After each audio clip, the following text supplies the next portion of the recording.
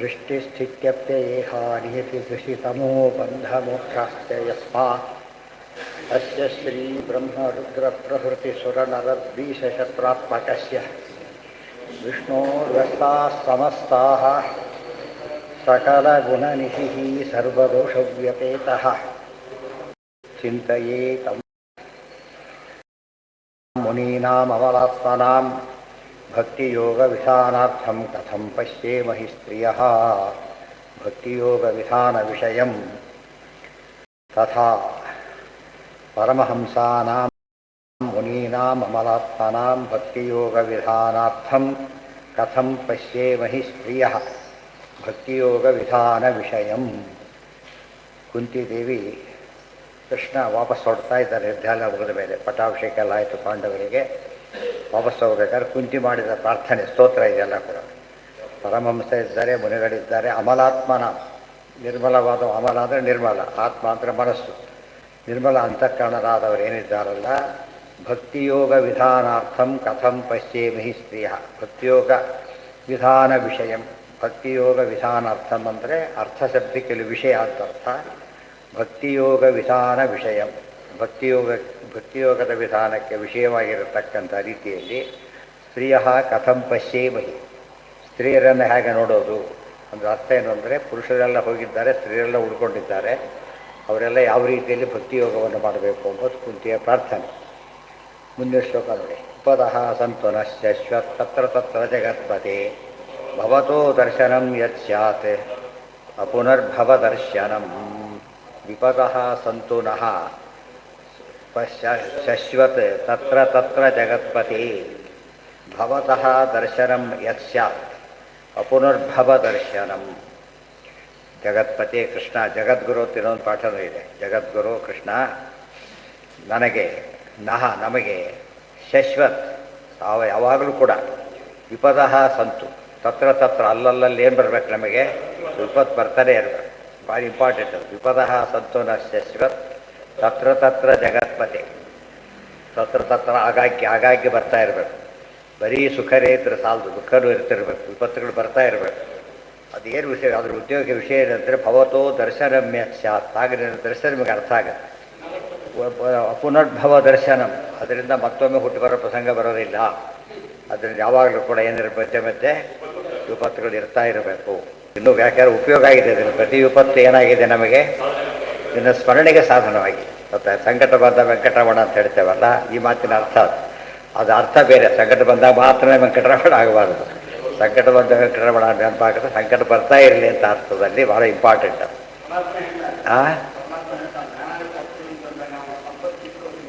ಅದೇ ಹೇಳ್ತಿರೋದು. ವಿವಾದ ಎಲ್ಲೆಲ್ಲಿ ಯಸ್ಯಾರ ಗೃಹಮಿಚ್ಛಾಮಿ ತಸ್ಯ ವಿತ್ತಂ ಹರಾಮ್ಯಹಂ.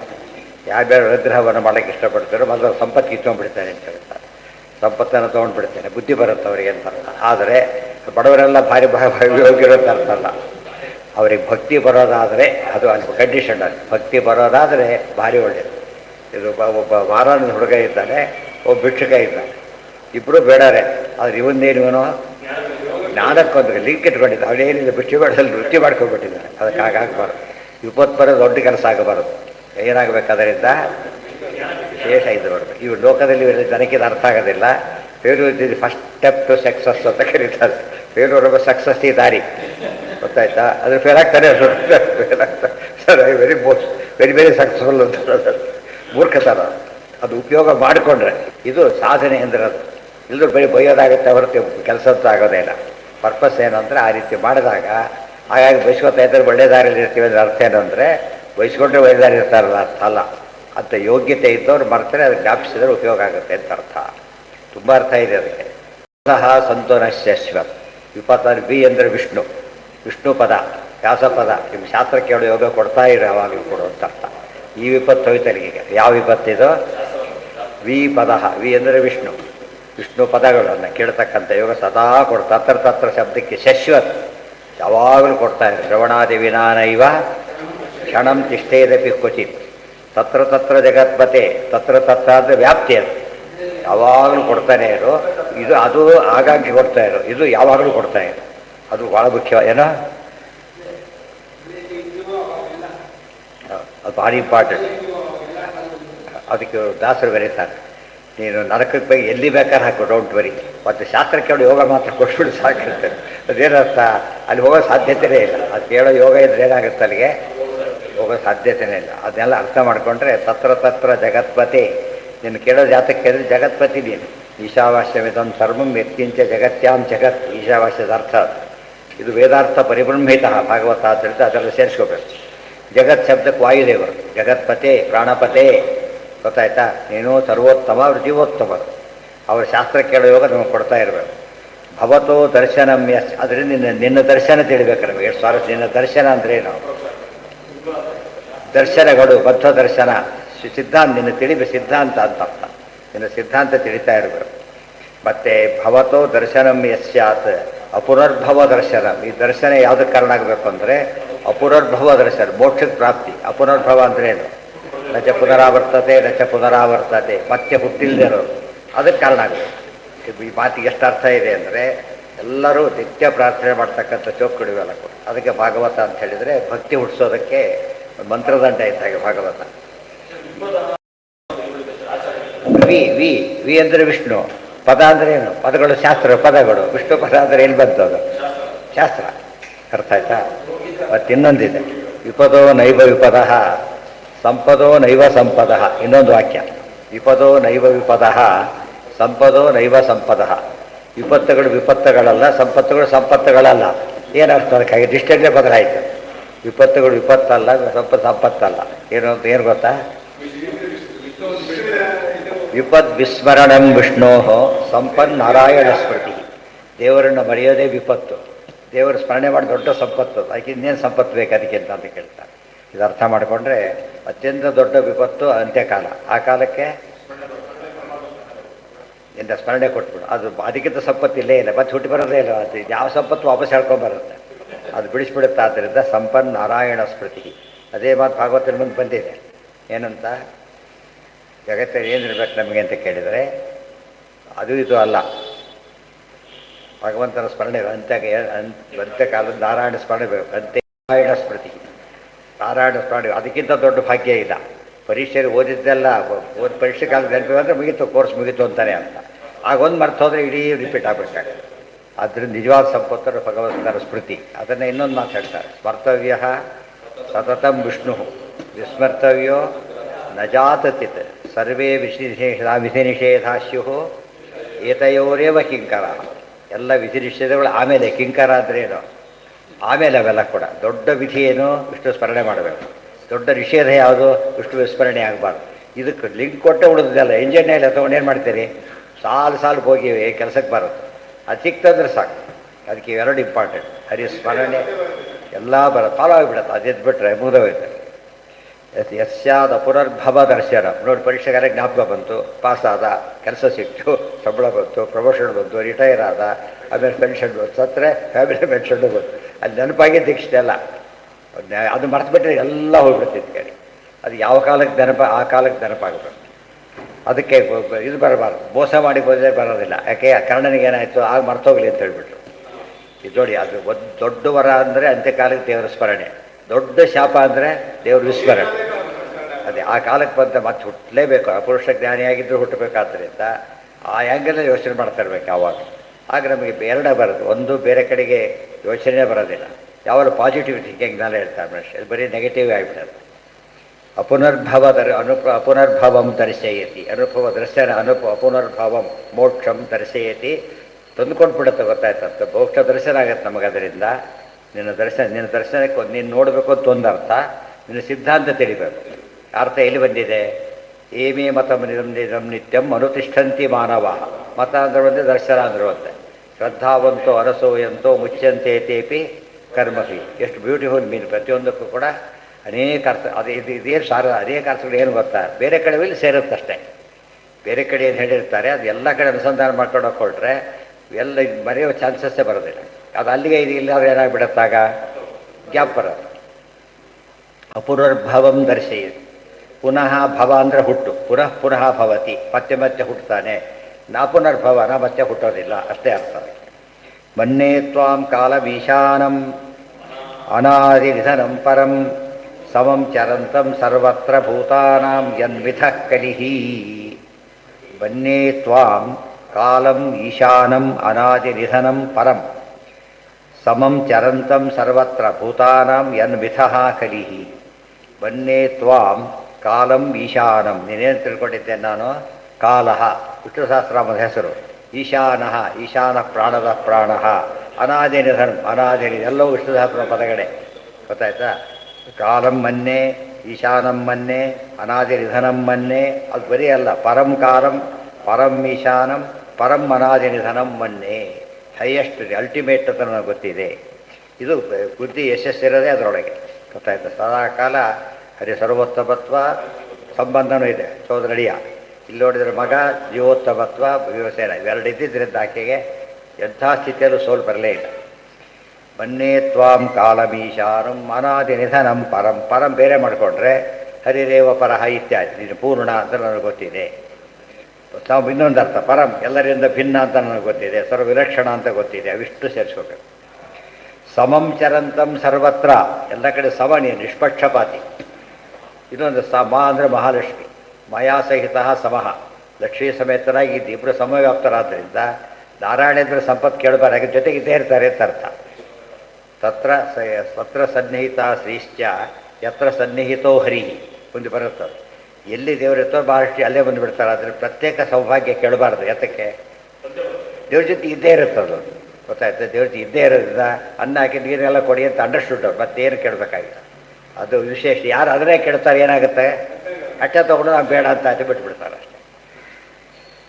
ಸಮಂ ಚರಂತಂ ಸರ್ವತ್ರ ಭೂತಾನಾಂ ಯನ್ಮಿಥಃ ಕಲಿಹಿ. ಏನಿದು ಗೊತ್ತಾ? ಭೂತಾನಾಂ ಮಿಸ್ ಎಲ್ಲ ನಮ್ಮ ಜಗಳ ಬರೋದು ಯಾತಕ್ಕೋಸ್ಕರ? ಸಮ ಹೋಗಿ ವಿಷಮ ಅಂತ ತಿಳ್ಕೊಡು, ದೇವರನ್ನ ಸಮ ಅಲ್ಲ ಅಂತ ತಿಳ್ಕೊಡು, ಓ ದೇವರು ಅನ್ಯಾಯ ಮಾಡಿಬಿಟ್ಟ ಅಂತ ತಿಳ್ಕೊಡು.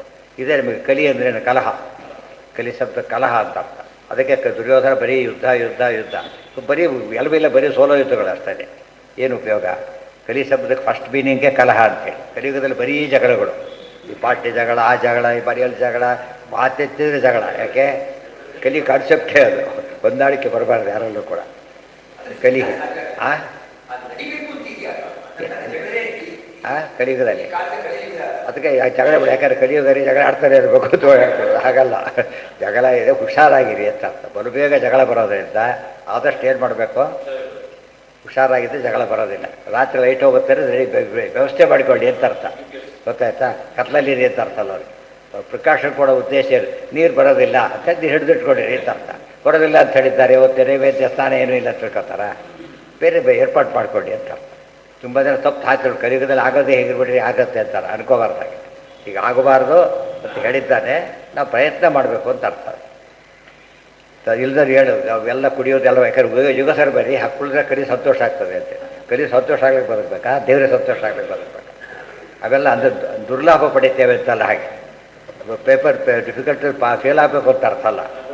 ಚೆನ್ನಾಗಿ ಓದಬೇಕು, ಕಡಿಮೆ ಮಾರ್ಕ್ಸ್ ಬಂದರೂ ಪರವಾಗಿಲ್ಲ, ಫೇಲ್ ಆಗಬಾರ್ದು. ಅದು ಕಾನ್ಸೆಪ್ಟೇ ಹೊರತು ಹಾಗಿದ್ರೆ ಫೇಲ್ ಆಗಿ ಅಂತ ಅರ್ಥದ ಅಲ್ಲ. ತತ್ತದ್ಯೋಗ್ಯತೆಯ ಸಮತ್ವಂ. ಇಲ್ಲಿ ಸಮತ್ವ ಮತ್ತೆ ಬರಿಬಾರ್ದು. ಸಮ ಅಂದರೆ ಎಲ್ಲ ಈಕ್ವಲ್ ತಿಳ್ಕೊಳೋದಲ್ಲ. ಹೇಳಿದ್ದಾರೆ ಭಾಷ್ಯದೊಳಗೆ, ಗುಣಾನುಸಾರಿಣೀಂ ಪೂಜಾಂ ಸಮಾಂ ಬುದ್ಧಿಂಚ ಯೋಗ ನರಃ. ಗೊತ್ತಾಯ್ತು? ಯಹ ಸರ್ವತ್ರ ಕುರುತೆ ತಸ್ಯ ವಿಷ್ಣು ಪ್ರಸೀದತಿ. ಗೀತಾ ಭಾಷ್ಯದ ವಾಕ್ಯ. ಎಲ್ಲ ಕಡೆ ಕೂಡ ಗುಣಕ್ಕನುಸಾರವಾದ ಗೌರವವನ್ನು ಕೊಡೋದು, ದೋಷಕ್ಕನುಸಾರವಾದ ದ್ವೇಷವನ್ನು ಮಾಡೋದು ಮಾಡಿದರೆ ಅದು ಸಮ ಅಂತ ಕರೀತಾರೆ. ಅದು ಪರಮಾತ್ಮ ಬೇಗ ಪ್ರಸನ್ನನಾಗ್ತಾನೆ ಅಂತ ಹೇಳ್ತಾರೆ. ನಿಷ್ಕಾರಣವಾಗಿ ಮಾಡಬಾರದು. ತೇ ನಾಮರೂಪಾಭ್ಯಾಂ ಯದುಭಿಃ ಸಹ ಪಾಂಡವಾಃ ಭವತಾಂ ದರ್ಶನಂ ಯರ್ಹಿ ಋಷೀಕಾಣಾಮಿವೇಶಿತುಃ. ಇದಿಷ್ಟು ಬುದ್ಧಿಸೂತ್ರದ ವ್ಯಾಖ್ಯಾನನೆ. ತೇ ವಯಂ ನಾಮರೂಪಾಭ್ಯಾಂ ಯದುಭಿಃ ಸಹ ಪಾಂಡವಾಃ ಭವತೋ ದರ್ಶನಂ ಯರ್ಹಿ ಋಷೀಕಾಣಾಮಿವ ಈಶಿತುಃ. ತೇ ವಯಂ ನಾಮರೂಪಾಭ್ಯಾಂ ಯದುಭಿಃ ಸಹ ನಾವು ಯದುಗಳು ಪಾಂಡವರೆಲ್ಲ ಕೂಡ ಏನಾಗಿದ್ದೇವೆ? ನಾಮರೂಪಾಭ್ಯಾಂ ತೇ ವಯಂ. ನಮ್ಮ ಹೆಸರುಗಳು ನಿನ್ನ ಹೆಸರುಗಡೆ. ನಮಗಿಬರೋ ರೂಪ ಕೂಡ ನೀನು ಕೊಟ್ಟಿರೋದೆ. ದೇಹ ಅಂದರೆ ರೂಪ ಎಲ್ಲ ಐತಿ, ಎಲ್ಲ ನಿನ್ನ ಅಧೀನ ಇರೋದು. ಅಪಾಯಿಂಟ್ಮೆಂಟ್ ಇಂಥ ಹೆಸರು ಕೊಡ್ತಾರೆ ಇವನು ಆಫೀಸರ್ದಂತೆ. ಹೆಸರು ಕೊಟ್ಟಿದ್ದು ಯಾರೀಗ? ಸರ್ಕಾರ ಕೊಟ್ಟು, ನಾವು ಅರ್ಸ್ಕೊಳ್ಳೋಕೆ ಬರೋದಿಲ್ಲ. ಅದರಲ್ಲಿ ಹೆಸರು ಇಟ್ಟಿದ್ದಾರಷ್ಟೇ. ಆಮೇಲೆ ಯಾವಾಗ ಬೇಕಾದ್ರೂ ತೆಗಿಬೋದು, ಅವ್ರ ಕೈಲಿದೆ. ಭವತೋ ದರ್ಶನಂ ಯರ್ಹಿ ಋಷೀಕಾಣಾಮಿವೇಶಿತು. ನೀನು ಋಷೀಕಾಣಾಂ ಈಶಿತು. ಅಂತಹ ಭವತ ಇಂದ್ರಿಯೇಶನಾದ ನಿನ್ನನ್ನು ಯಾವಾಗ ದರ್ಶನ ಮಾಡ್ತೇವೆ ಅದು ಸಾರ್ಥಕ. ಈಗ ಅನ್ನ ಕೊಟ್ಟು ನೆನಿಬೇಕು ಅಂತ ಹೇಳ್ತೇವೆ. ಪ್ರತಿ ಕ್ಷಣ ಅನ್ನ ಕೊಡೋದಲ್ಲ, ಅನ್ನ ಕೊಡೋದು, ನುಂಗ್ಸೋದು, ನಿಲ್ಲಿಸೋದು, ಜೀರ್ಣ ಮಾಡಿಸೋದು ಒಂದಲ್ಲ ಎರಡಲ್ಲ. ಇಷ್ಟೆಲ್ಲ ಮಾಡೋ ಪರಮಾತ್ಮನ ಏನು ಮಾಡಬೇಕು ನಾವೀಗ? ಇಂದ್ರಿಯೇಶ ಯಾವಾಗಲೂ ಸ್ಮರಣೆ ಮಾಡ್ತಿರ್ಬೇಕು ಅಂತ ಅನುಗ್ರಹ ಮಾಡುವಂತ ಕೇಳ್ತಾರೆ. ತೇ ವಯಂ ನಾಮರೂಪಾಭ್ಯಾಂ ಯಧುಭಿಸ್ಸಹ ಪಾಂಡವಾಹ ಭವತೋ ದರ್ಶನಂ ಯರ್ಹಿ ಋಷಿಕಾಣಾಮಿವೇಶಿತು. ಯದುಗಳನ್ನು ಕೇಳ್ತಾಳೆ. ಆಕೆ ತೋರ್ಮನೆಯ ಕಡೆಯವರು, ಹುಟ್ಟಿದ ಬಲ್ಲೇ ತಾನೆ ವೃಥಾ ಶೂರರಾಜರ ಮಗಳು ವಸುದೇವನ ಅಕ್ಕ ಆಕೆ. ಆದ್ದರಿಂದ ಯದುವನ್ನು ಕೇಳಿಕೊಂಡು ಪಾಂಡವ ತಾನು ಸೇರಿದ ಮನೆ, ತಾನು ಹುಟ್ಟಿದ ಮನೆ ಎರಡನ್ನೂ ಕೇಳ್ತಾನೆ. ಆದ್ದರಿಂದ ಎಲ್ಲಕ್ಕೂ ಒಳ್ಳೆಯದಾಗಬೇಕು. ಅದಕ್ಕೆ ಹೆಂಗಸರು ಎರಡು ಕೂಡ ಉದ್ಧಾರ ಮಾಡ್ತಾರೆ ಅಂತಾರಲ್ಲ, ಕುಂತಿ ಇಬ್ಬರೂ ಕೇಳ್ಕೊತಾರೆ. ಅವರು ಉದ್ಧಾರ ಆಗಬೇಕು, ಇವರು ಉದ್ಧಾರ ಆಗಬೇಕು. ಅದು ವಿಶೇಷ ಅಂಶ. ಡೀಲಿಂಕ್ ಆಗೋದಿಲ್ಲ ಅವರು ಹೆಂಗಸರು. ಡೀಲಿಂಕ್ ಆಗದಂತೆ ಸಾಧನೆ ಮಾಡೋದ್ರಿಂದ ಕನ್ಯೋಜಿತ ಬತಕುರದ್ವಯ ತಾರಿಣೀತಿ ಅಂತ ಆಚಾರ್ಯರು. ಯರ್ಹಿ ಭವತೋ ದರ್ಶನಂ ತದಾ ಯದೋ ನಾಮ ಸ್ವಾಕಂಚ ನಾಮರೂಪೇ. ಯಾವಾಗ ಭವತಃ ದರ್ಶನಂ, ಯಾವಾಗ ನೀನು ಕಾಣ್ತೀಯಲ್ಲ ಆಗ ಎಲ್ಲರೂ ನಮ್ಮವರೆಲ್ಲ ಕಾಣ್ತಾರೆ. ಇನ್ನು ನೋಡಿ, ಇಲ್ಲಿ ಯದುಗಳು ಬೇಕು, ಪಾಂಡವರು ಬೇಕು. ಯಾತಕ್ಕೆ ಅಂದರೆ ಇಬ್ಬರು ಕೃಷ್ಣಗೆ ಅಟ್ಯಾಚ್ ಆಗಿರೋರು. ಯದುಗಳಿಗೆ ಕೃಷ್ಣದ ಸಂಬಂಧ, ಪಾಂಡವರಿಗೆ ಕೃಷ್ಣದ ಸಂಬಂಧ. ಆದ್ದರಿಂದ ಅದಕ್ಕೋಸ್ಕರ ಇವರು ನನಗೆ ಬೇಕೇ ಹೊರತು ಸಪರೇಟ್ ಬೇಡ. ಅದು ಬಾಂಧವ ವಿಷ್ಣು ಭಕ್ತ ಅಷ್ಟೇ. ಒಂದು ಹೊತ್ತು ಯಾತಕ್ಕಿರಬೇಕು ಯಾವಾಗಲೂ ನೋಡಿ. ಅದೇ ಕೌರವ್ರಿಗೆ ಹೇಳೋದಿಲ್ಲ, ಯಾಕಂದ್ರೆ ವಿಷ್ಣು ಭಕ್ತರಲ್ಲ, ಸಂಬಂಧಿಗಳು ಹೌದು, ಬೇರೆಯಲ್ಲ, ವಿಷ್ಣು ಭಕ್ತರಲ್ಲ. ಯಾವುದೇ ಅವ್ರು ಕೌಂಟ್ ಮಾಡಬಾರ್ದು. ಬಂಧುಗಳು ಆದವರು ವಿಷ್ಣು ಭಕ್ತರು ಅಲ್ಲದೆ ಹೋದರೆ ಬಂಧುಗಳಲ್ಲ. ಬಂಧುಗಳಲ್ಲದವರು ವಿಷ್ಣು ಭಕ್ತರಾಗಿದ್ದರೆ ಬಂಧುಗಳೇ. ಈಗ ಈ ಕಾನ್ಸೆಪ್ಟ್ ಎದ್ಬಿಟ್ಟು ಅವು ಇಂಡಿಯನ್ ಅಂತ ಐಡೆಂಟಿಫೈ ಮಾಡೋದಿಲ್ಲ. ಓ ಇಂಡಿಯಾದನ್ನು ಬಂದ ನಮ್ಮವರು ಅಂತ ತಿಳ್ಕೊಡೋದಿಲ್ಲ. ಇಲ್ಲಿ ಹೊಡೆದಾಡಿ ಸಾಯ್ತಿರ್ತಾರೆ, ಅಲ್ಲಿ ಹೋದಾಗ ಏನು ಮಾಡ್ತಾರೆ, ಅಯ್ಯೋ ಸಿಕ್ಕ ಅಂತ ಹೇಳ್ಬಿಟ್ಟು. ಅದು ಕರ್ನಾಟಕದ ಬೆಂಗಳೂರು ನಿಮ್ಮ ಪಕ್ಕ ಮೇಲೆ ಅವ್ರಿಗೆ ಹೋಗಿಲ್ಲ, ಅಷ್ಟು ಹುಚ್ಚದ್ದು ಹೋಗ್ಬಿಡ್ತಾರೆ. ಅದು ಆ ಕಾಲಕ್ಕೆ ಒಂದು ರೀತಿ ಅದು ಏನೋ ಒಂದು ಮಿಸ್ಸಿಂಗ್ ಅವನಿಗೆ ಸಿಕ್ಕಾಗುತ್ತೆ. ಹೌದು ತಾನೆ? ಆ ಲಿಂಕ್ ಇರಬೇಕು. ನಾವು ದೇಶದ ದೃಷ್ಟಿಯಿಂದ ಹೇಗೆ ಐಡೆಂಟಿಫೈ ಮಾಡ್ಕೋತೇವೆ, ದೇವರ ದೃಷ್ಟಿಯಿಂದ ಐಡೆಂಟಿಫೈ ಮಾಡ್ಕೋಬೇಕು. ದೇಶ, ದೇವರು, ಒಬ್ಬೇ ದೇವರ ಭಕ್ತರು. ಆ ರೀತಿ ಒಬ್ಬರು ನಾಸ್ತಿಕರಲ್ಲಿ ಆಸ್ತಿಕ ಒಂದು ಪ್ಲಸ್ ಪಾಯಿಂಟ್ ಬಂತು. ಆದರೆ ಒಂದೊಂದೇ ಸೇರಿಸ್ತಾ ಹೋದಷ್ಟು ಕೂಡ ಕ್ಲೋಸ್ ಆಗ್ತಾರೆ. ಒಂದು ಹತ್ತಿರ ಬಲಕ್ಕೆ ಒಂದು ಸಾಕು, ತುಂಬ ಇದ್ದಾಗ 100% ಆಗುತ್ತೆ. ಯದಿ ಭವತೋ ದರ್ಶನಂ ತದಾ ಯದೂನಾಂ ಅಸ್ಮಾಕಂಚ ನಾಮರೂಪೆ. ಯದುಗಳಿಗೆ ನಮಗೆಲ್ಲ ನಿನ್ನ ನಾಮ ಮತ್ತು ರೂಪ ನಿನ್ನಿಂದ ಬಂದಿದೆ, ನಿನ್ನ ಮತ್ತೆ ನೆನಪಾಗುತ್ತಷ್ಟೆ. ಇತಿ ಪ್ರಥಮ ತಾತ್ಪರ್ಯ. ಅಷ್ಟಮೋಧ್ಯಾಯ. ನವಮೋ ಅಧ್ಯಾಯ, 9ನೇ ಅಧ್ಯಾಯ. ನೈನೋ ರಾಜ್ಞ ಪ್ರಜಾಭರ್ತು ಧರ್ಮೋ ಯುದ್ಧೇ ವಧೋದ್ವಿಷಾಂ ಇತಿ ಮೇ ನತು ಬೋಧಾಯ ಕಲ್ಪತೆ ಶಾಶ್ವತಂ ವಚಃ. ಯಪ್ಪದಾತಿಂಹಂತಿ ಸ ಭವತಿ. ಇದೆಷ್ಟು ವಿಷಯಗಳಿದೆ ಒಂದೊಂದರಲ್ಲೂ ಕೂಡ. ನೈನಃ ರಾಜ್ಞಃ ಪ್ರಜಾಭರ್ತು ಧರ್ಮ ಯುದ್ಧೇ ವಧೋದ್ವಿಷಾಂ ಇತಿ ಮೇ ನತು ಬೋಧಾಯ ಕಲ್ಪತೆ ಶಾಶ್ವತಂ ವಚಃ. ಇದು ಧರ್ಮರಾಜ ಪ್ರಶ್ನೆ ಮಾಡ್ತಾನೆ ಭೀಷ್ಮರನ್ನು. ನಾ ಏನಃ ರಾಜ್ಞಃ ಪ್ರಜಾಭರ್ತು, ಪ್ರಜೆಗಳನ್ನು ಪಾಲಿಸ್ತಕ್ಕಂಥ ರಾಜನಿಗೆ ಯುದ್ಧೇ ದ್ವಿಷಾಂ ವಧಃ ನ ಏನಃ ನ. ಅದು ಧರ್ಮನೇ ಹೊರತು ಪಾಪ ಅಲ್ಲ. ಏನ ಅಂದರೆ ಪಾಪ, ಧರ್ಮ ಅಂದರೆ ಕರ್ತವ್ಯ. ಯುದ್ಧದಲ್ಲಿ ಪ್ರಜಾಪಾಲಕ ಅವನು. ಅಲ್ಲಿ ವೈಯಕ್ತಿಕ ದ್ವೇಷ ಇಲ್ಲ. ಯಾಕೆ ಶತ್ರುಗಳನ್ನ ಕೊಲ್ತಾರೆ? ಪ್ರಜೆಗಳನ್ನ ಕಾಪಾಡ್ಬೇಕಾದ್ರೆ ಏನು ಮಾಡಬೇಕು ಅವನೀಗ? ಶತ್ರುಗಳನ್ನ ಕೊಲ್ಲೇಬೇಕಾಗುತ್ತೆ. ಆದ್ದರಿಂದ ಅದು ತಪ್ಪಲ್ಲ. ವಧೋ ದ್ವಿಷಾಂ, ಶತ್ರುಗಳ ವಧೆ ಯುದ್ಧದಲ್ಲಿ ಧರ್ಮವೇ ಹೊರತು ನಾ ಏನಃ, ಅದೇ ಪಾಪಕ್ಕೆ ಕಾರಣ ಆಗೋದಿಲ್ಲ. ಯಾರಿಗೆ? ರಾಜರಿಗೆ. ಕಂಡ್ಕೊಂಡ್ರೂ ಕೊಲ್ಲೋ ಹಕ್ಕಿಲ್ಲ. ಇವ್ರು ಕೊಂದ ಅಂತ ಶಿಕ್ಷೆ ಕೊಡ್ತು ಸರ್ಕಾರ. ಅದು ಮಾಡಿದ್ದು ಕೊಂದಿದ್ದೇ ಕೆಲಸ. ಇವನು ಕೊಂದ ಅಂತ ತಾನು ಕೊಂದಿದ್ದಕ್ಕೆ ಏನಾಯ್ತು? ಈಗ ಇವನು ಕೊಲೆಗಾರ ಅಂತ ಕರೀತಾರೆ. ಶಿಕ್ಷೆ ಮಾಡಿರೋದು ಇವನು. ಅವನು ಶಿಕ್ಷೆ ಅಂತ ಮಾಡಿಲ್ಲ, ಅವನು ಪರ್ಪಸ್ ಬೇರೆ ಇದೆ. ಇವನು ಒಬ್ಬನು ಕೊಂದರೆ ಏನಾಗುತ್ತೆ ಅಂದರೆ ತುಂಬ ಜನ ಮೆಸೇಜ್ ಹೋಗುತ್ತೆ, ನಾವು ತಪ್ಪಾಡಿ ನಮ್ಮನ್ನು ಕೊಲ್ತಾರೆ. ಅದರಿಂದ ಏನು ಮಾಡ್ತಾರೆ ಅವರು? ತಪ್ಪು ಮಾಡೋದು ನಿಲ್ಲಿಸ್ತಾರೆ. ಆ ಉದ್ದೇಶ ಅಲ್ಲಿರೋದು. ಒಂದು ಅವನು ಅವ್ರ ಕಾನ್ಸೆಪ್ಟ್ಗೆ ಶಿಕ್ಷೆ ಆಗಬೇಕು, ಕಳ್ಳತನ ಬದುಕೆ ಶಿಕ್ಷೆ ಆಗಬೇಕು, ಕೊಲೆಗಾರಕವ ಶಿಕ್ಷೆ ಆಗಬೇಕು. ಅವ್ರಿಗೆ ಧರ್ಮ ಉಳಿಯುತ್ತೆ. ಇಲ್ಲದವರೆ ಧರ್ಮಾನುಷ್ಠಾನ ಮಾಡಿ ಅಂದರೆ ಅರ್ಥನೇ ಇಲ್ಲ. ಒಂದು ಪೆನಾಲ್ಟಿ ಕ್ಲಾಸ್ ಇರಬೇಕಲ್ಲ. ಅಗ್ರಿಮೆಂಟ್ ಅಂತ ಮಾಡ್ಕೊಂಡಿದ್ದಾನೆ, ಮಾಡ್ಕೊಬಿಟ್ಟು ಅದೆಲ್ಲ ಮಾಡಿಲ್ಲ, ಅವ್ನು ಬರಲಿಲ್ಲ, ಹೋಗಲಿಲ್ಲ. ಕೇಳಿ ಏನಿದೆ ಏನಿಲ್ಲ ಕಂಡೀಷನ್ ಒಳಗೆ ಅಷ್ಟೇ. ಪೆನಾಲ್ಟಿ ಕ್ಲಾಸ್ ಇದ್ದ ತಕ್ಷಣ ಏನಾಗುತ್ತೆ? ಇದು ಪೆನಾಲ್ಟಿ ಕ್ಲಾಸ್ ಇದು. ಯಾವುದೋ ಧರ್ಮ ಬಿಟ್ಟರೆ ಏನಾಗುತ್ತೆ ಅಂದರೆ ನಾಶಕ್ಕೊಳಗಾಗ್ತಾನೆ. ಗೊತ್ತಾಯ್ತು? ಇದು ಸರಿಯಾಗಿ ತಿಳ್ಕೊಂಡ್ಬಿಟ್ರೆ ಪೆನಾಲ್ಟಿ ಕ್ಲಾಸ್ ಇಲ್ಲಿ ಇವತ್ತೇನು ಪೆನಾಲ್ಟಿ ಕ್ಲಾಸ್ ಇಲ್ಲ ಅಂತ ಎಲ್ಲರೂ ಓಡಾಡ್ತಿರೋದು. ಇದೇ ಬಂಧಾನ ಬಿಟ್ಟಿಗೆ ಯಾರು ಕೇಳೋದಿಲ್ಲ. ಯಾಕಂದರೆ ಎಲ್ಲ ಬಿಟ್ಟು ಅವರೇ ಬಿಟ್ಟವರು, ಆದ್ದರಿಂದ ಕೇಳೋದಿಲ್ಲ. ಅದು ಎಷ್ಟು ದೋಷ ಇದೆ. ಎಲ್ಲ ಒಟ್ಟಿಗೆ ಜಾಯಿಂಟ್ಲಿ ಅನುಭವಿಸ್ಬೇಕಾಗತ್ತೆ ಹೊರತು ಅದಕ್ಕೆ ವಿನಾಯಿತಿ ಇಲ್ಲ. ಆಗ ನಮಗೆ ಧರ್ಮ ಮಾಡಿದ್ದಕ್ಕೆ ಏನು ಪುಣ್ಯ, ಬಿಟ್ಟರೆ ಏನು ಪಾಪ. ಕಂಪಲ್ಸರಿ ಧರ್ಮ ಅಂಬೋದು ಕಂಪಲ್ಸರಿ. ಗೊತ್ತಾಗ ಧರ್ಮ ಕಂಪಲ್ಸರಿ ಆದ್ದರಿಂದಾನೆ ಮಾಡಿದರೆ ಪುಣ್ಯ, ಬಿಟ್ಟರೆ ಪಾಪ. ಬರೀ ಆಪ್ಷನ್ ಅಶ್ವಮೇಧ ಎಲ್ಲರೂ ಮಾಡಬೇಕಾಗಿಲ್ಲ. ಅರ್ಹತೆ ಇದ್ದರೆ ಮಾಡಿ ಉಪಯೋಗ ಇದೆ, ಉಳಿದವ್ರಿಗೆಲ್ಲ ಬೇಕಿಲ್ಲ. ಇದೆಲ್ಲ ಅರ್ಥ ಮಾಡಿಕೊಂಡ್ರೆ ಧರ್ಮನ ಏನು ತಿಳ್ಕೊಂಡ್ಬಿಟ್ಟಿದ್ದಾರೆ, ಏನು ಆಟಿಗೆ ಏನು ತಿಳ್ಕೊಂಡ್ಬಿಟ್ಟಿದ್ದಾರೆ. ತಪ್ಪು, ದೊಡ್ಡ ಇದು ಕರ್ತವ್ಯ ಕರ್ಮ. ನಯನೋ ರಾಜ್ಞ ಪ್ರಜಾಭರ್ತು ಧರ್ಮೋ ಯುದ್ಧೇ ವಧೋದುಷ. ಅದು ಕೃಷ್ಣ ಹೇಳಿದ್ದೆ ಇದಿಷ್ಟು ಕೂಡ.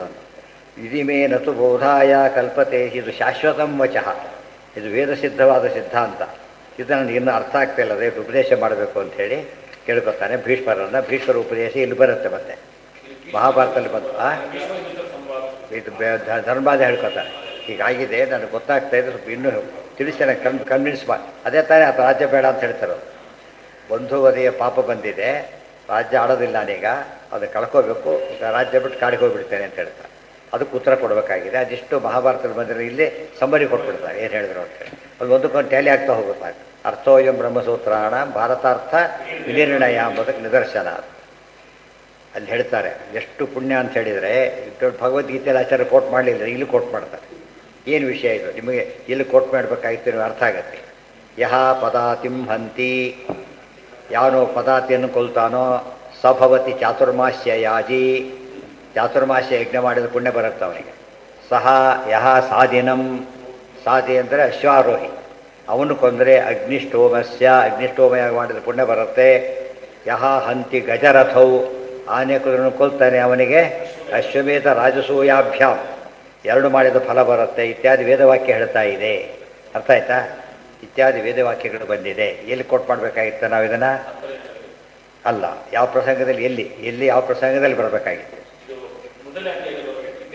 ಅಲ್ಲ, ಎಲ್ಲಿ ಬರಬೇಕಾಗಿ ಕರೆಕ್ಟಾಗಿ. ಹತೋ ವಾ ಪ್ರಾಪ್ಸಿಸಿ ಸ್ವರ್ಗಂ ಜಿತ್ವಾ ವಾ ಭೋಕ್ಷ, ಅಲ್ಲಿದೆ. ಇದಿಷ್ಟೇ ಇರುತ್ತೆ. ಪದಾತಿ ಕೊಂದವರು ಇವೆಲ್ಲ ಇಷ್ಟು ಪುಣ್ಯ ಬರುತ್ತೆ ಅಂತ ಹೇಳಿದ್ರಿಂದ ಆ ಯುದ್ಧದಲ್ಲಿ ಪುಣ್ಯ ಬಂತಿಲ್ಲ. ಹಾಗೆ ಮಾಡಿದ್ರೆ ಅಷ್ಟು ಪಾಪ ಬರುತ್ತೆ. ಒಬ್ಬ ಪದಾತಿನ ಕೊಂದರೂ ಏನಿದೆ? ಪುಣ್ಯ ಇದೆ. ಒಂದು ದೊಡ್ಡ ಮಹಾವೀರನ್ನು ಕೊಲ್ಲಲಿಲ್ಲ, ಪದಾತಿ ಅವನು last tailender is also a batsman ತಾನೆ, ಅವನೊಂದು ಪಾರ್ಟ್ ಆಫ್ ದಿ ಟೀಮ್. ಆದ್ದರಿಂದ ಯುದ್ಧದಲ್ಲಿ ಪದಾತಿ ಕೂಡ ಏನೋ ಅವನು ಶತ್ರು ಪಕ್ಷವನಾದ್ದರಿಂದ ಅವನು ಕೊಲ್ಲೋದಕ್ಕೂ ಒಂದಿದೆ. ಒಬ್ಬ ಪದಾತಿನೊಬ್ಬ ಪದಾತಿನ ಕೊಲ್ತಾರೆ, ಅಷ್ಟು ಪುಣ್ಯ ಬಂತು ಅವನಿಗೆ. ಮಹಾರಥಿಗಳು ಹಾಗಲ್ಲ, ಎಷ್ಟೋ ಮಹಾರಥರನ್ನೇ ಕೊಲ್ತಾರೆ. ಈ ಅರ್ಥದಲ್ಲಿ ಈ ಶ್ಲೋಕ ಅಲ್ಲಿರಬೇಕು. ಆಚಾರ್ಯ ಯಾತಕ್ಕೆ ಒಂದೇ ಕಡೆ ಕೋಟ್ ಮಾಡೋದಿಲ್ಲ ಅಂದರೆ ರಿಸರ್ವ್ ಮಾಡ್ಕೊಂಡಿದ್ದಾರೆ. ಅದೆಲ್ಲ ಒಂದೇ ಕಡೆ ಯಾರು ಹೇಳಿದ್ದೇ ಹೇಳ್ತಾ ಹೋದರೆ ನಡೆಯೋದಿಲ್ಲ. ಅವಿಷ್ಟು ಸೇರಿಸ್ಕೊಂಡು ನಮ್ಮ ಕೆಲಸ ಆಮೇಲೆ.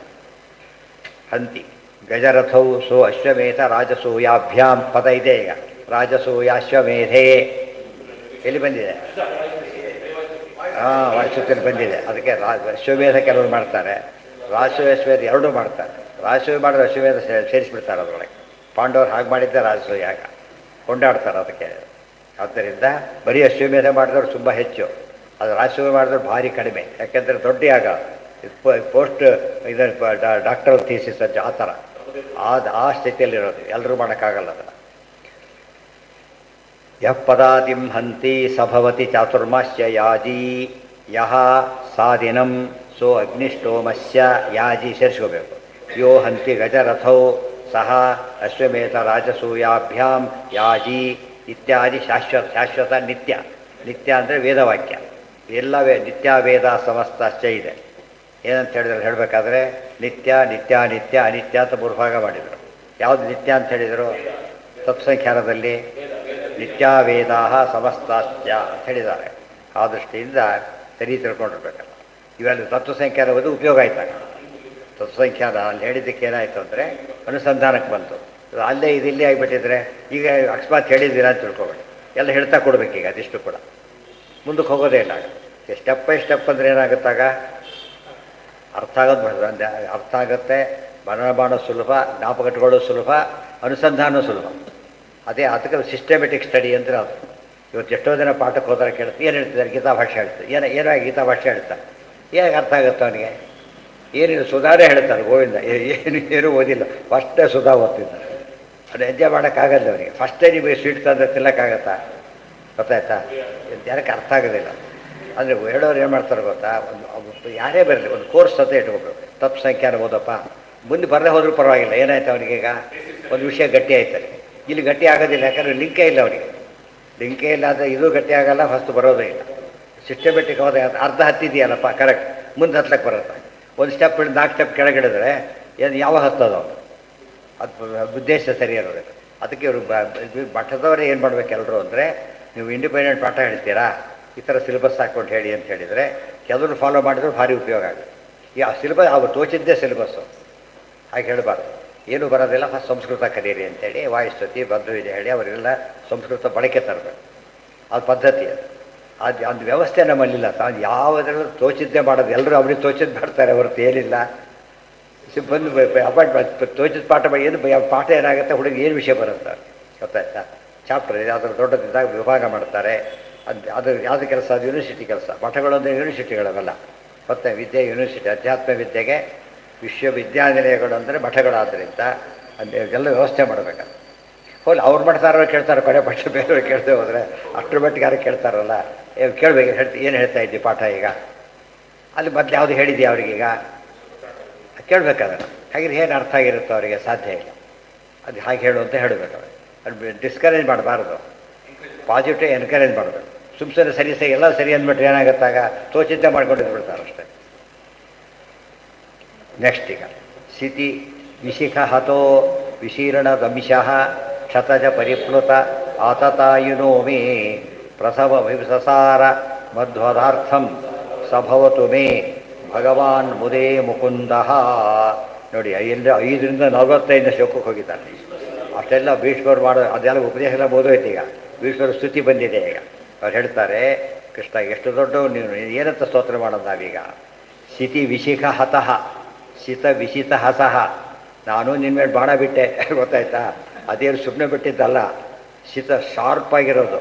ವಿಶಿಖ ದೊಡ್ಡ ಬಾಣ ತಗೊಂಡು ನಿನಗೆ ಹೊಡೆದೇನೋ. ವಿಶೀರ್ಣದಂಶಃ ಗೊತ್ತಾಯ್ತಾ, ಮೈಯೆಲ್ಲ ಇದಾಗಿ ಗಾಯ ಆಯ್ತು ನಿನಗೆ. ಆಮೇಲೆ ಕ್ಷತಜ ಪರಿಪ್ಲುತಃ.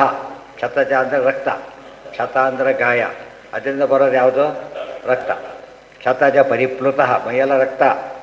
ನಾನು ಇಂಥ ಕೆಲಸ ಮಾಡಿದ್ದೇನಲ್ಲ, ಆತತಾಯಿ ನೋಮೆ ಮತ್ತು ಅಂಥ ನೀನು ಆತತಾಯಿ ಆದಂಥ ನನಗೆ ಬಂದು ಏನು ಮಾಡ್ತಾ ಇದ್ದೀನಿ ನೀನೀಗ. ಪ್ರಸವ ವಿಂಸಸಾರ ಜೋರ ಬರ್ತಾ ಇದ್ದಿ. ಮಧ್ವದಾರ್ಥಂ ಕೃಷ್ಣ ನೆನೆಸ್ಕೋತಾರೆ. ಚಕ್ರದವನು ಬಂದಿರಲ್ಲ, ನಾನು ಕೊಳ್ಳೋಕ್ಕೋಸ್ಕರ ಬಂದಿಯಲ್ಲ. ಭವತು ಮೇ ಭಗವಾನ್ ಮುದೇ ಮುಕುಂದ. ಇಂಥ ಮುಕುಂದನಾದ ನೀನೇನು ಮಾಡಬೇಕು, ನನಗೆ ಮುದ ಸಂತೋಷ ಕೊಡು, ಶಾಶ್ವತ ಸುಖ ಮೋಕ್ಷ ಕೊಡು ಅಂತ ಇದಿಷ್ಟು ಇನ್ನೊಂದು ಭೀಷ್ಮಸ್ತವ ರಾಜ. ಏನಾಯ್ತಾ?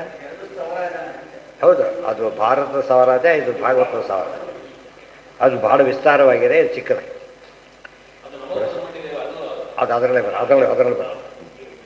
ಪ್ರಸಮಭಿಸಸಾರ ಮಧ್ವದಾರ್ಥಂ ಸಭವತು ಮೇ ಭಗವಾನ್ ಮುದೇ ಮುಕುಂದ. ಮುಕುಂದ ಮೋಕ್ಷ ಕೊಡೋದೇನಾದ್ರಿಂದ ಅದನ್ನು ಕೊಡು ಅಂತ. ಅಸಂಗಶ್ಚ ಅದಕ್ಕೆಲ್ಲ ತಾತ್ಪರ್ಯ ಹೇಳ್ತಾರೆ. ಅಸಂಗಶ್ಚಾವ್ಯೋಹೇದ್ಯೋ ನಿಗ್ರಾಹ್ಯೋ ಶೋಚ್ಯ ಏವ ಚ ಯುದ್ಧೋ ಸೃಗಜ್ಜಿತ್ತೋ ಬದ್ಧ ಇತಿ ವಿಷ್ಣು ಪ್ರದೃಶ್ಯತೆ. ಅಸುರಾನ್ ಮೋಹಯಂದೇವ ಕ್ರೀಡಯೈವ ಪುರೇಷ್ವಪಿ ಸುರೇಷ್ವಪಿ ಮಾನುಷಾನ್ ಮಧ್ಯಮಾ ದೃಷ್ಟ್ಯ ನ ಮುಕ್ತೇಷು ಕಥಂಚನ ಇತಿ ಸ್ಕಾಂದೆ. ಇದಿಷ್ಟವ್ರು ಏನು ಹೇಳ್ತಿದ್ದಾರೆ, ಈಗ ಬಾಣ ಹೊಡೆದೆ, ನಿನಗೆ ಗಾಯ ಆಯಿತು, ರಕ್ತ ಬಂತು, ದೃಶ್ಯೋತ ಬಂದು ಕೋಪಗೊಂಡು ಬಂದುಬಿಟ್ಟೆ. ಕೋಪಗೊಳ್ಳೋದು ಮೈನಸ್ ಪಾಯಿಂಟೇ, ಬರೀ ದೋಷ ಹೇಳಿದಾಗ ಆಯ್ತು ದೇವರಿಗೆ ಅಲ್ಲ. ಅವ್ರು ಅನ್ಸಂತ ಅದಕ್ಕೆ ನಾನು ಮೋಕ್ಷ ಕೊಡೋ ಇವೆಲ್ಲ ಮಾಡಿರೋದೇನೋ ನಾಟಕ ಅಂತ ನನಗೆ ಗೊತ್ತಿದೆ ಅಂತ ನೆನೆಸ್ಕೋತಾರೆ. ಹೊರಗಿನ ದೃಷ್ಟಿಯಲ್ಲಿ ಯಾರೋ ಬರ್ತಾರೆ, ಬೈದರೆ ಮತ್ತೆ ಮುಖ ನೋಡೋದಿಲ್ಲ. ಹೊಡೆದಿದ್ದು ರಕ್ತ ಬರ ಹೊಡೆದಿದ್ದೀನಿ, ನಾನು ಅಷ್ಟು ಗೋಡಾಡಿಸಿದ್ದೀನಿ, ಆದರೂ ಕೂಡ ಏನು ಮಾಡಿದ್ದೀನಿ ನೀನೀಗ, ನನ್ನನ್ನು ಪದೇ ಬಂದುಬಿಟ್ಟು ಉದ್ಧಾರ ಮಾಡ್ತಿದ್ದೀಯಲ್ಲ, ಏನು ಹೇಳಬೇಕು. ಅಲ್ಲಿ ದೇವ್ರ ಹತ್ರ ಬಂದು ಚಕ್ರ ಹಿಡ್ಕೊಂಬಂದಿದ್ದೆಲ್ಲ ಏನದು, ಹತ್ರ ಬರೋದು ನಾಟಕನೇ ಹೊರತು ದೂರ ಇದ್ದರೆ ಚಕ್ರ ಹಿಡ್ಕೊಂಡು ಬರ್ಲಿಕ್ಕೆ ಆಗ್ತಿರ್ಲಿಲ್ಲ.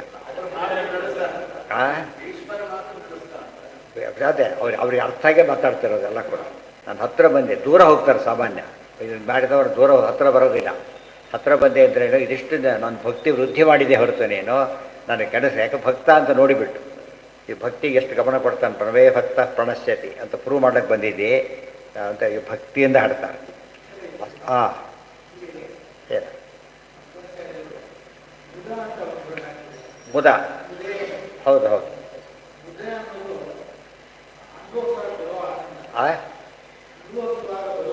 ಹೌದು ಹೌದು ವಿಷಯಾನುಭವದ ಆನಂದ, ವಿಷಯಾನುಭವದ ಆನಂದ ಹಾಗೆ ಕರೀತಾರೆ. ಹೌದು ಹೌದು ಹೌದು ಹೌದು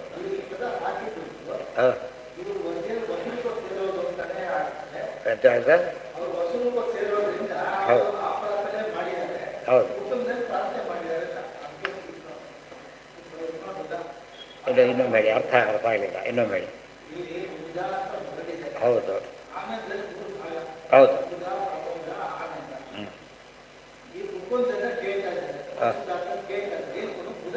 ಹೌದು ಹೌದು ಹೌದು ಹೌದು ಮಾಡ್ಬೋದು, ಅದು ತಪ್ಪು.